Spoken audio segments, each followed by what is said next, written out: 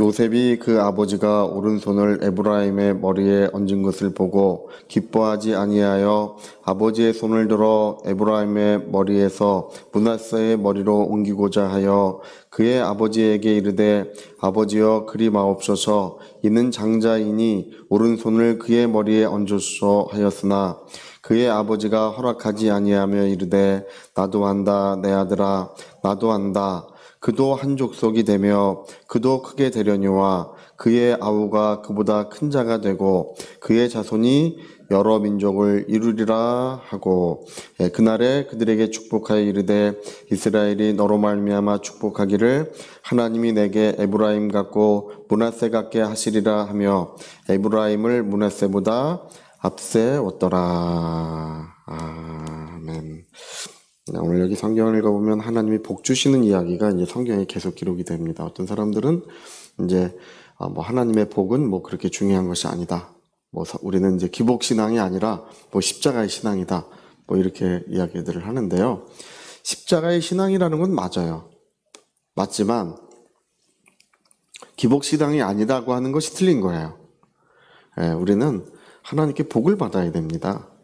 하나님은 우리에게 복 주시는 분이시고 복의 원천이시고 근원이세요. 그래서 성경은 하나님이 사람을 처음 창조하실 때부터 복 주시며 가라사대 번성하라 충만하라 지배하라 다스려라 정복하라 이렇게 복 주시며 그래 그 다음부터도 계속 성경에서 복의 이야기를 빼면요 성경의 대부분의 모든 말씀들이 다 삭제되고 없어져야 됩니다. 모든 게 복에 관련된 말씀들이에요. 근데 오늘 어떤 사람들은 하나님은 복 주시는 그런 것은 율법에 속한 신앙이고 십자가의 신앙이에요. 그거는 신학 성경적으로도 전혀 맞지 않습니다. 그리고 여러분 예수님이 가난하게 되셨다고 하는데 그것은 이 땅에 낮아지셨다는 것이고 목수의 아들로 사셨다는 거죠. 예수님은 사역하실 때 부유하셨어요. 부유하지 않으면 어떻게 예수님이 가시는 곳마다 가난한 자들을 도우셨다고 했습니다. 어떻게 가난한 자들을 돕습니까? 그리고 예수님이 책임지고 끌고 다니는 식솔들이 100명이나 됐어요. 100명의 사람들의 생계를 책임지고 제자들을 데리고 다니셨습니다. 어떻게 그 많은 사람들을 데리고 다니며 그 일을 합니까? 그게 예수님은 이 땅에 계실 때에도 이렇게 그렇게 불질이 없어서 헐벗고 맨날 굶주리고 그런 이야기가 아니에요. 하나님의 아들이 우리를 위하여 사람이 되셨다는 뜻이에요. 그래서 여러분 우리는 오해하거나 착각하면 안 됩니다. 우리는 모든 것에 하나님의 복을 받으려고 해야 됩니다. 복 받으려고 해야 됩니다. 오늘 아브라함이 멜기세덱이 아브라함을 축복할 때 그 허리에 있는 레위가 복을 받았다고 하지 않습니까? 레위가 받은 복이 뭡니까? 레위가 받은 복은 이제 전쟁을 하지 않고 생계를 위해서 일하지 않고 오직 하나님을 가까이 섬기는 복을 받았다는 거예요. 하나님을 가까이 하는 지파는 레위 지파밖에 없어요. 레위 지파의 복은 하나님의 그 영광을 위하고 하나님의 이름을 위하는 그런 축복을 받은 것입니다. 복 받는 게 그렇게 중요해요. 여러분 우리 자손 중에도 목회자도 나고 선교사님도 나고 훌륭한 주일꾼들도 나야 됩니다. 복을 받아야 되는 거예요. 그리고 레위 지파가 지금 12지파 중에서 그래서 빠지게 됐거든요. 지금 여기 야곱이 그 므낫세와 에브라임을 축복할 때 요셉의 두 아들이에요. 요셉의 두 아들이 므낫세와 에브라임인데 이 두 아들을 축복할 때 뭐라 그러는 거 아니? 이 사람도 한 족속이 되고 이 사람도 한 족속이 된다고 했어요. 13지파가 되는 거 아니에요? 에브라임과 므낫세는 내 아들과 동일하다 이렇게 앞에 말해요. 원래 지금 문병 간 거예요. 야곱이 지금 이제 몸져 누워서 세상 떠날 날이 가까우니까 두 아들 데리고 요셉이 문병 간 거예요. 그러니까 침상에 누워 있다가 억지로 몸을 일으켰어요. 일으켜가지고 두 아들을 볼 때 그 두 아들을 향해서 여기도 한 지파가 되고 여기도 한 지파가 될 거다. 내 아들과 동일하다. 그러니까 13지파가 되는 거 아니에요? 에브라임 지파, 므낫세 지파가 생기면. 근데 나중에 모세가 등장해서 레위 지파를 거기서 빼는 거예요. 레위 지파는 12지파에서 빠져요. 예. 레위 지파는 하나님을 섬기게 되고 에브라임 므낫세가 대신 들어가서 12지파를 이루는 것입니다. 동서남북 그 4지파씩 진을 이루고 그래서 그 약속의 땅까지 진군해 가는 거예요. 그러니까 여러분 오늘 여기 하나님이 요셉의 두 아들을 축복하니까 이 두 아들이 큰 지파가 된다. 그리고 여기 지금 오른손을 누구에게 얹었습니까? 둘째 아들에게 얹었잖아요. 네? 둘째 아들에게 큰 아들을 오른쪽에 데리고 가고 므낫세를 데리고 가고 작은 아들 에브라임을 왼쪽에 데리고 갔는데 요셉이 그러면 야곱이 이렇게 기도를 해줘야 되잖아요. 므낫세, 에브라임 이렇게 기도를 해줘야 되는데 기도할 때 이걸 이렇게 기도했단 말이에요. 이렇게 오른손을 에브라임의 머리에 얹었어요. 오른손을. 그러니까 얼른 요셉이 아버지 안 됩니다. 안 됩니다. 예? 장자에게 오른손을 얹어주소서. 장자에게 큰 몫을 주소서. 하니까 아들아 걱정하지 마라. 므낫세도 복을 받을 것이다. 그러나 작은 자가 더 큰 자가 될 것이다. 그리고 온 세상이 말하기를 에브라임 같이 되고 므낫세 같이 될 것이라고 이렇게 말했다는 건데 에브라임 같이 되고 므낫세가 되고 이렇게 에브라임을 앞세웠다는 것입니다. 여러분 이렇게 야곱이 축복한 축복이 이스라엘 역사를 보면요. 에브라임은 가장 강력한 지파예요. 여호수아가 에브라임 지파거든요. 예, 이끌고 들어갔던 사마리아가 이제 에브라임의 수도예요. 이스라엘 역사에 가장 용맹하고 강력한 지파가 유다 지파와 에브라임 두 지파예요. 유다 지파는 본래 왕의 권세가 있는 지파라 그랬어요. 왕의 지팡이가 유다를 떠나지 않는다고 야곱이 그렇게 얘기했어요. 그러니까 유다는 왕의 권세가 있는 유엄이 있는 지파고 에브라임의 이런 능력은 어디서부터 왔습니까? 에브라임의 능력은 야곱의 오른손의 축복에서부터 온 것입니다. 이게 그렇게 중요한 거예요. 복을 받으니까 그 모든 자손들에게 하나님의 능력이 덧입혀집니다. 여러분 아셔야 되는 게 뭐냐면 므낫세 지파가 사람 더 많아요.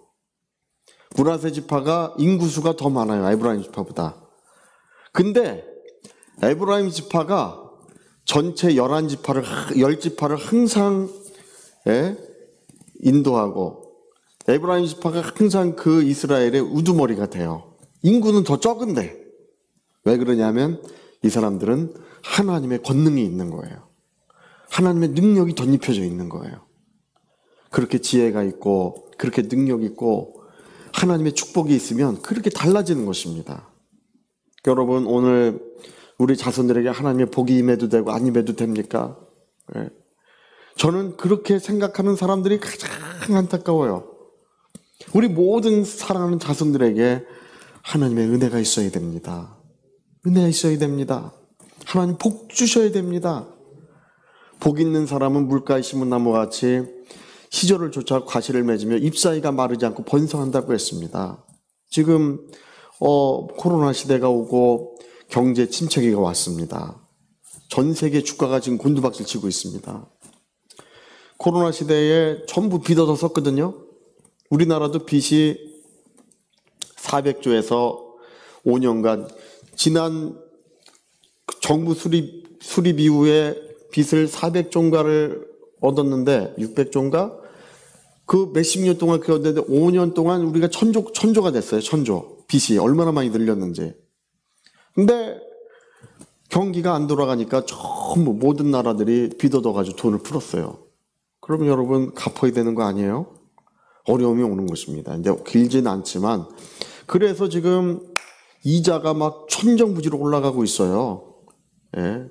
지금 경기가 딱 이제 그늘이 들이오고 있습니다. 그러나 복 있는 사람은 기근이 올 때 오히려 번성하고 복 있는 사람은 환란이 올 때 오히려 하나님의 은혜를 받는다고 했습니다. 예. 그래서 여러분 보세요. 이렇게 어려울 때 복 있는 사람은 오히려 번성하고 힘차게 번성하는 역사가 일어나는 것입니다. 그래서 우리는 정말 하나님의 복을 초월하거나 어떤 일이 있어도 말로라도 하나님의 복을 무시하면 안 됩니다. 어떤 사람 함부로 우리는 기복신앙 아니다. 함부로 얘기해요. 우리는 하나님의 복이 아니라 십자가의 신앙이다. 함부로 얘기해요. 저는 그러면 자기 자손들은 다 거지가 되면 좋고 다 병들고 힘겹고 억울한 일 당하고 그러면 좋겠습니까? 저는 누구도 주여 우리 병들게 해주시옵소서 그렇게 기도하는 사람 한 사람도 못 봤고요. 주여 우리 사업하는데 망하게 해주십시오 그렇게 기도하는 사람 한 사람도 못 봤어요. 다 장사 시작하면 잘 되게 해달라고 기도하고 자녀를 낳으면 건강하게 해달라고 기도하고 똑똑하고 공부 잘하게 지혜롭게 해달라고 기도합니다. 왜 그렇게 기도합니까? 그게 하나님이 복 주시는 분이기 때문에 기도하는 것입니다. 그렇게 또 돼야. 오늘 여러분 우리 야곱과 같이 그는 여러분 옛날 시대에 야곱 같은 사람 인정받습니까? 에서 같은 사람은 옛날 시대에 힘 있고 리더십 있고 그 시대에는 그런 사람이 왕노릇했어요. 많은 사람을 이끌고 다니면서. 야곱 같은 사람은 집에서 설거지나 하고 양이나 치러 다니고 그 어머니 쫓아다니면서 뭐 여자처럼 이러고 다니니까 별 볼 일 없는 사람이에요. 그 시대에는. 그러나 하나님이 복 주신 사람이라는 것입니다. 다윗도 하나님의 복 주신 사람. 여러분 오늘 여러분 자손들도 하나님의 복 주신 사람 될 수 있도록 그렇게 기도하시고 축복하시기를 바랍니다. 한마디의 기도도 땅에 떨어지지 않아요. 안 떨어집니다. 응답됩니다. 자손들을 위해서 부지런히 기도하셔야 됩니다. 부지런히. 그게 내 영광이요 내 면류관이라고 믿으시고 오늘 어리석은 사람들은 자기만 잘 되면 되지 이렇게 생각해요. 어리석은 사람입니다. 우리 모든 자손들을 축복할 줄 알고 빛나고 거룩하고 영광스러운 기름 부음이 자손들에게 임하게 해야 됩니다. 주의 은혜가 충만하시기를 꼭 부탁드리겠습니다. 자, 우리 같이 한번 기도하시겠습니다. 오늘 아브라함이 이삭을 축복하고 이삭이 야곱을 축복하고 이 이삭이 에서를 축복해야 되는데 야곱이 축복을 도둑질했지 않습니까? 야곱이 12아들을 축복하는 이야기 또 에브라임과 므낫세를 축복하는 이야기가 성경에 자세히 기록됩니다. 조상의 축복이 자손들에게 이루어진다는 것입니다. 조상의 기도는 효력이 있고 능력이 있다는 것입니다. 우리 위하여 통성으로 기도하시겠습니다.